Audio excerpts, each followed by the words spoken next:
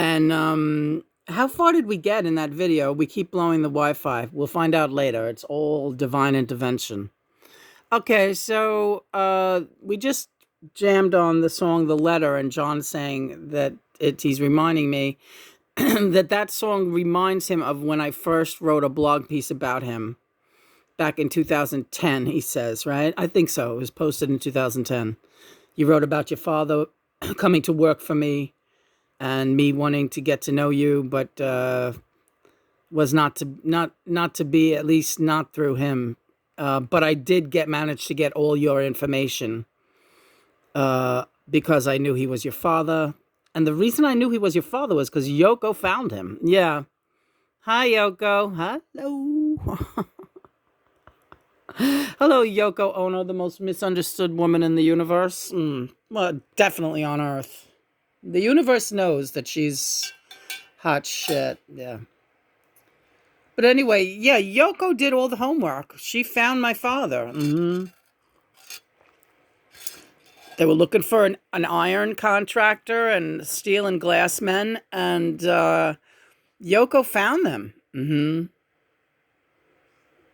And that's where, when she found them, John was, trying to figure out how to get away from May Pang. He knew he was going to have to move out from there, and she called. That was the deciding factor that made him get off his ass. Yoko called, and they made up a fucking bullshit story. We're going to cure John from smoking. I have a hypnotist coming over. That was all bullshit. Yoko is great with that kind of shit. She'll fucking find a way. But she was like, John, playtime's over. You got to leave your little mistress there and come back home. Because guess what? I found Lena's father, and he's going to be coming here to work for several weeks. And you don't want to miss that. Right. Oh, it was exciting. It was really mind-boggling, too. Just, oh my God, this is her father. After all this fucking crazy shit from 1940 on, and all of a sudden it's like, oh God, this Lena is real and this is her father. That is really crazy. That's a crazy fucking element. The whole story is a crazy element. Everything about our reconnection is absolutely insane. John's blinking away. I get nervous thinking about it. So where was your mind? I was delirious. Oh, and that's a whole other story. What? He's talking about Yoko gave him some crazy stinky oil that she got from some witch doctor. And she said, you have to go back to May's apartment and you have to pour this on her.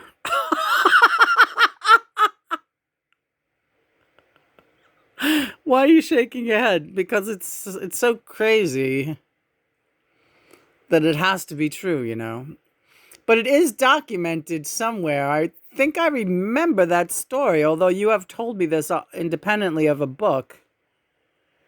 Tell it again. Okay. Do you remember which book? No. I honestly don't. Could have been Charlie Swan's book. I'm not sure. Charlie Swan is John Green. He's got an alias, right? Tarot card reader or spiritualist. That sounds like maybe, yes, it was his book. No, I might not be. I don't remember. Again, I can't keep track of the books out there, but what happened was Yoko is a witch. She is a powerful witch, and she's a priestess. But technically, she has no problem calling herself a witch. She's proud of the title. And, Lena's not crazy about that type of labeling, but that's Lena's preference. Yoko does not mind being called a witch. Will you people out there please look at that bloody woman and tell me you're going to come up against that statement, that woman's a witch? Self-professed. She knew many other powerful witches, one of whose name was Lena. Voodoo priestess. But I digress. She had a herbalist on Park Avenue that specialized in herbs and botanicals and oils and candle magic and anything you could think of in that realm. An occultist, right? So when I came home from May's living with May Pang, Yoko said, he is, I gotta, he's like, he stinks of her. And she didn't mean it in a weird way, like sexual body fluids, nothing like that. But she said he reeks of that experience, and I really want to break that spell, or else I'm not going to be able to sleep in the same room with him. And you got to help me because he's making me sick. I don't even like him being in the apartment. How did you feel about that? Well, she made this distasteful face every time I came near her. She had no objection to me coming back home, but there were certain rules that I was going to have to abide by. And again, there was no jealousy with regard to Mei Pang, but she was firmly, well, that chapter's over, and it's bad enough that it went as far as it did, but it did what it had to do for you. And you're home now, and you can stay home, but I have to break the spell of whatever was happening with you. How did you feel about, well, Mei Pang was available sex 24/7. Whatever I was doing, she would drop anything to do that with me because she knew how that was her ticket. That was her bread and butter, right? So I suppose in her mind, I don't suppose, I know in her mind, she kind of kept a scoreboard and thought, well, there's another, we're that much together more every time we do it. And even in her salacious little book, she never fails to mention, and remember, folks, we never missed one day of sex. Whenever we were together, we had sex, right? She felt the need to constantly talk about that aspect of the connection that she felt she had with me, right? Because there wasn't really much else, is the thing, right? In fact, there was really nothing else. I tried to be friendly with her and so on and so forth, but she did not. This was not a. This was not something I know. Anyway, getting back to Yoko, so I understood. Okay, so you're asking me how did I feel about getting away from May? I felt relief. One large capital letters, all relief. Like the Rolaids commercial. Yeah. How do you spell relief? Getting away from May. And I'll tell you, you and your commercials. I didn't even remember that Rolaids commercial. That's because I don't want to let you forget who you're dealing with, honey. Because you know what? I didn't really feel like having sex with her after a while either. And I didn't. I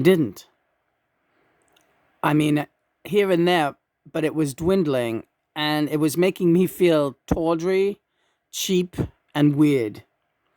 And especially now being sober for the most part when we were back in New York City in that apartment. You start to say, what the fuck am I doing? Right. I don't love her.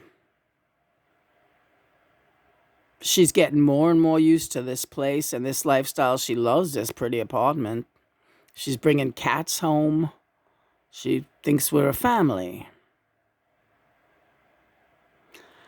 I was feeling really bad about myself, and I wanted to get out of there. So when Yoko told, well, we spoke every day. And she did say, when the fuck are you going to give that up? Yoko even said, you know what? You're at the point where you should if you don't want to come home, if it's too much for you, and to tell you the truth, I'm not crazy about you coming home just yet, but you might want to wean yourself from that one, and why don't you just get your own apartment and move and just tell her you're moving out? Maybe it'll be less painful than if you tell her you're coming home to me. That was Yoko. That's the kind of woman she is. She had empathy for this woman, and she was like, this has gone too far. She also said, if you're going to stay with her, you should make that decision now. But I should let you know I found Lou. And we both know who Lou was. It was Lena's father. And my jaw just dropped, and you found him. What does that mean? He's coming to work here.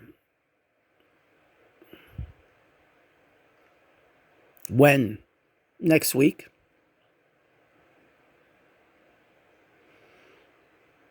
It was fucking shocking.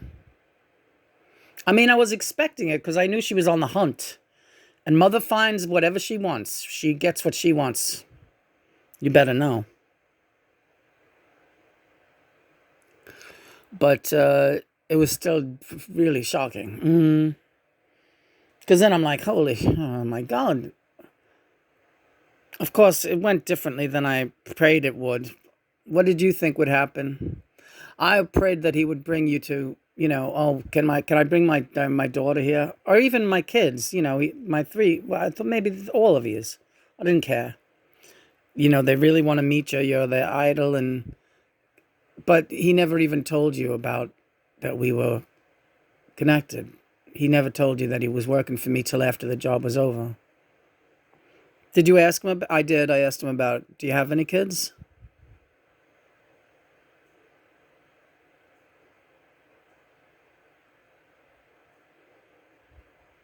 Oh, God, you look sad.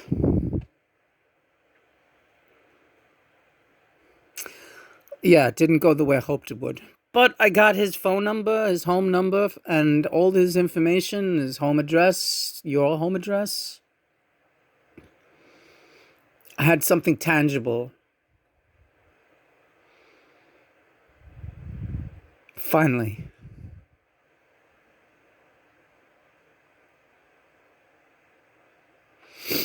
So tell me more about this stinky oil. Oh. So, I had to go back to the apartment by May to get to get a lot of stuff. Clothes. I had like a lot of t-shirts and crap that I really liked over there, and pants. I had a lot of crap over there, really, for God's sake. Enough that I wasn't going to leave it there. She had to move out. I wasn't going to pay for the apartment. Yeah, she really writes about that stuff with a lot of anger, I felt. That you just ripped her life up from underneath her. And then nobody in the music industry would hire her again. Well, she was nothing remarkable. But yeah, I guess it was a taint against her. Well, Johnny dropped that one like a hot potato, didn't he? Look at that. But look, I can't worry about that right now because there's all kinds of circumstances surrounding that. And she had a lot of opportunities that she took and some that she didn't. And some that she let go right by her, including her marriage to Tony Visconti. Nice guy. Listen. So Yoko went to this herbalist and she got this oil. Yeah. And it was made out of horsetail, and I don't remember what else she told me. Not wolf's bane, what's the one that really stinks? Dragon's blood. It was all this stuff, and it was like meant for exorcisms. And then she gave Yoko another vial of a different oil that was like rose petal, lavender, lilac, And she told Yoko, John has to complete this exorcism. John must go back to May's apartment and anoint himself with the rose petal and fragrant oil, and have May anoint herself with the other oil. Yeah. And then have copulation. And you did this. I did it. There was no How did you feel about doing that? I was like under a spell. I really was. Because I was walking around in a state of shock, and all I could see was Lena's right there. Lena's gonna be real soon now. Lena. Mother wants me to do this. This is gonna bring me and Lena. But I have to do this first because I have to keep Mother happy because Lena. So she gave you the oils, yeah. And you went back to May's apartment, and I did. And she never turned me down for sex, and she never turned me down for anything, I said. And I told her, listen, before we have sex, you have to put this stuff on. Just like that. What about, was she asking you, are you coming back to, not really. I told her, listen, we can probably see each other here and there, but, I have to really get back to living with Mother. So we'll figure something out. But in the meantime, let's have like a farewell, kind of thing like that. And you have to put this stuff on. And she did. Without question, she did. And it stunk to high heaven. She didn't put it all on. She saved some in the vial. That's true. That part is true. Yeah, okay. I remember this now. I wish I could it might have been her own book. Yeah. It might have been her own book that she wrote about this. I think it was the book by May Pang. Yeah. Which I never bought. John wouldn't let me buy it, but he got me a free copy online, and I've read the whole thing in a day. It was very fast reading. She writes like a child. So she put the oil on, and then later she brought the oil to the botanist. Was it the same? But I don't know. She brought it to a botanist, right? And they took one sniff of it, and they told her, they said, where did you get this? And she said, my boyfriend asked me to put it on. And the person just shook their head and said, this is not good. And May was like, well, what is it? So the person said, I'll just tell you that whoever gave you this oil to put on really, really hates you.